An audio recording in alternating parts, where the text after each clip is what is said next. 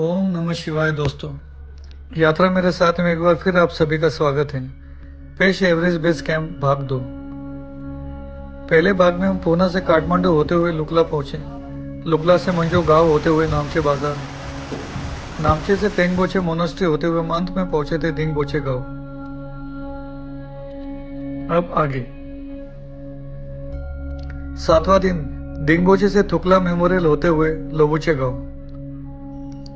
मन और तन दोनों को धीरे धीरे समझ में आने लगा था कि यह ट्रैक शारीरिक शक्ति के परीक्षण के साथ ही आपके मानसिक और आत्मीय ऊर्जा का भी परीक्षण था। हर कदम पर कम होता हुआ ऑक्सीजन हमारे दिलो दिमाग को कमजोर करने में लगा हुआ था। आगे का सफर मानो बादलों के पार था। पेड़ पौधे, हरियाली, पशु पक्षी सब नदारद हो चुके थे। तापमान शून्य से काफी नीचे पहुंच गया था। परंतु इन सभी कठिनाइयों एवं तकलीफों के बाद भी हिमालय की एवं प्रकृति की सुंदरता और शांत वातावरण हर तकलीफ को दूर कर आगे बढ़ने की प्रेरणा दे रहे थे। शरीर की सारी थकान ये नजारे दूर करने में लगे हुए थे।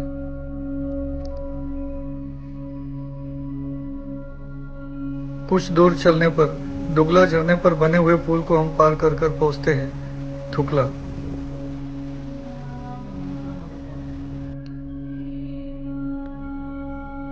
1 से 1.5 घंटे की खड़ी चढ़ाई के बाद थुकला को काफी नीचे छोड़कर हम पहुंच जाते हैं मेमोरियल। मेमोरियल या यूं कहो सपनों के सौदागरों का निवास स्थान। अपने सपनों की पूर्ति करते हुए काफी लोगों ने अपनी जान गंवा दी इस ट्रैक पर। इन्हीं की याद में यहाँ एक मेमोरियल बना हुआ है। इन सभी ने अपनी छोटी सी जिंदगी को हमेशा के लिए अमर बना दिया और अपने सपनों की दुनिया में खो गए। इन सभी सपनों के सौदागरों को श्रद्धांजलि देकर भारी मन से हम अपने मंजिल की तरफ चल पड़े।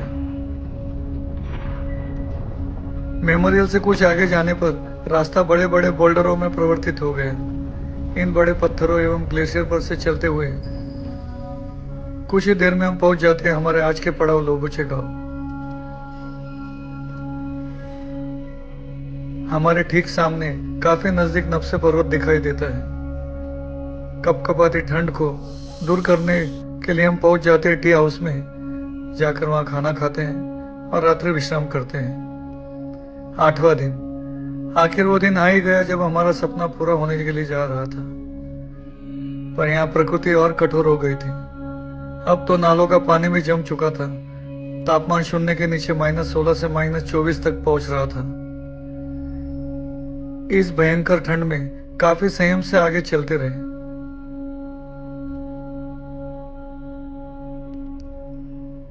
कुछ ही दूर चलकर आ गया पोमारी पर्वत।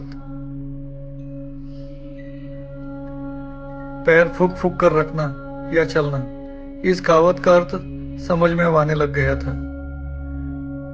रास्ता तो कहीं था ही नहीं, बस पद चिन्हों को देखते हुए आगे बढ़ना था। बड़े बड़े पत्थर, वो भी दोनों तरफ ग्लेशियर पर। हर कदम सावधानी से रखना पड़ रहा था।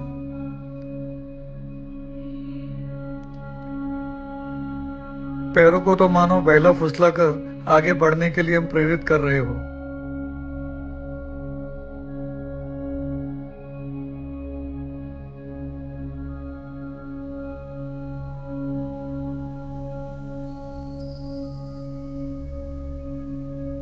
कुंभो ग्लेशियर शुरू हो चुका था।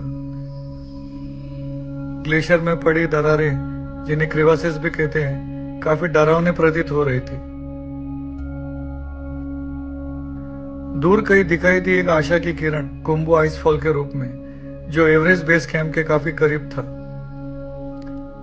साथ ही दिखाई दिया हमारा आज का पड़ाव गोरखशिव। हर तरफ बर्फ ही बर्फ, ठंड के कारण हाथ पैर सुन्न हो चले थे।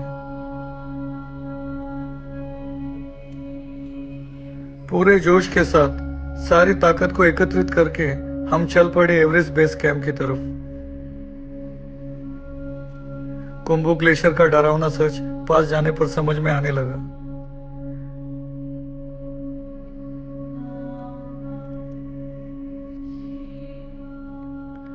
प्रकृति परीक्षा लेती है, डर के आगे जीत है।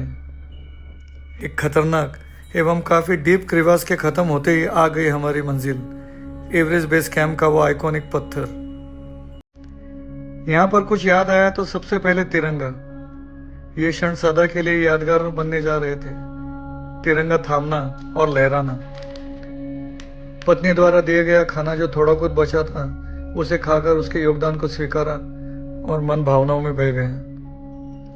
कुछ आगे बढ़ने पर आता है एक्चुअल बेस कैंप, जो इस आइकॉनिक पत्थर से थोड़ी ही दूरी पर है और ठीक इसके साथ लगा हुआ है कुंभो आइसफॉल, नीले कलर का अप्रतिम ग्लेशियर। एवरेस्ट समिट इसी आइसफॉल को लैडर या सीढ़ियों द्वारा पार कर कर यहाँ से शुरू होता है और थोड़ी दूर आगे चलने के बाद में पहला बेस कैंप लगता है। एवरेस्ट नफसे इनकी सुंदरता के साथ दिख रहा था कुंभो ग्लेशियर का डरावना सच।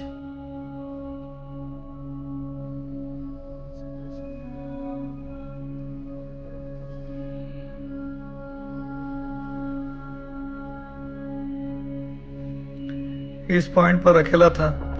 रास्ता कठिन होने के कारण कोई आ नहीं रहा था। मन में फिर तिरंगा लहराने का ख्याल आया। यहाँ पर गाया राष्ट्रगीत सदा के लिए यादों में बस गया।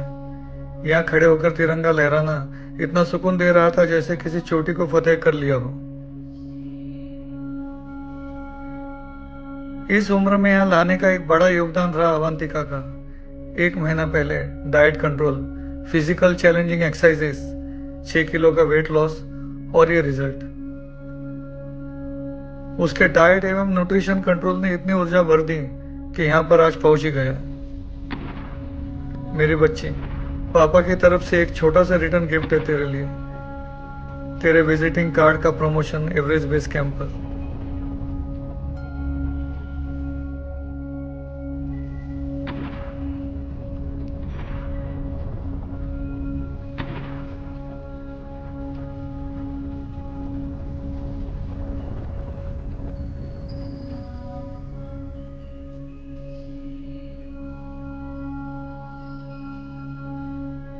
ज्यादातर लोग काला पत्थर दूसरे दिन सनराइज के लिए जाते हैं, पर हमने वहां उसी दिन शाम को सनसेट के लिए जाने का सोचा। जोश बहुत बड़ा हुआ था। आगे का सफर मुश्किल जरूर था, पर एवरेस्ट बेस कैंप से लगभग भागते हुए निकल पड़े हम काला पत्थर की ओर। यहाँ से एवरेस्ट और नफसे जैसे दिखते हैं वो तो एवरेस्ट बेस कैंप से भी नहीं दिखते।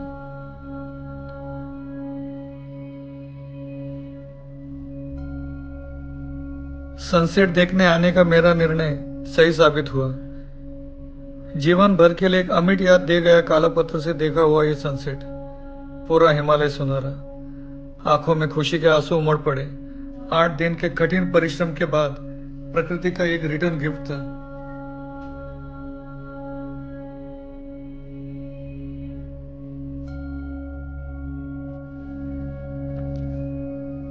सनसेट से वापसी पर रिएक्शन कुछ इस तरह था।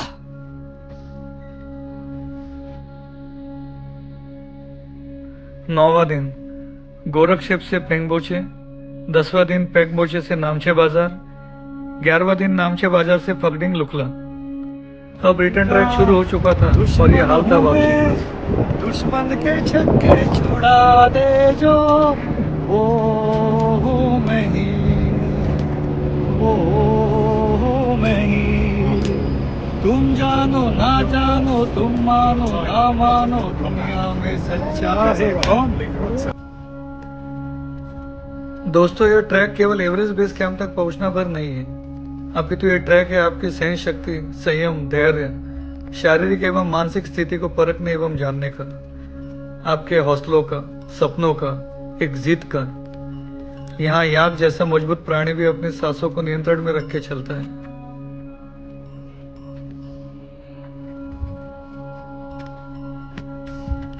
यह ट्रैक प्रकृति का तोहफा भी है और एक मार भी है।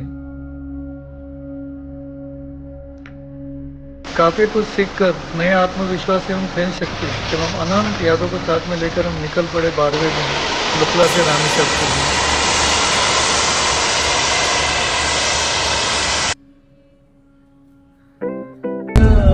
फिर बाद में रामेश्वर से हम निकले काठमांडू।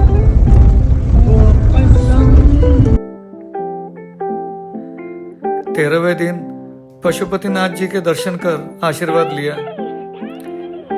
फिर लुम्बिनी में भगवान बुद्ध के जन्म स्थान पर जाकर माथा टेका। फिर पहुंच गए पुनः घर वापसी। काफी गर्मजोशी के साथ स्वागत मिला।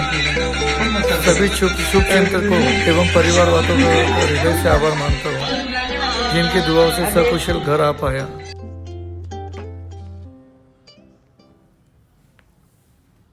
दोस्तों, मेरे वीडियो को लाइक, सब्सक्राइब और शेयर कीजिए और जुड़े रहिए मेरे चैनल से ऐसी अभिन्न यात्राओं के लिए।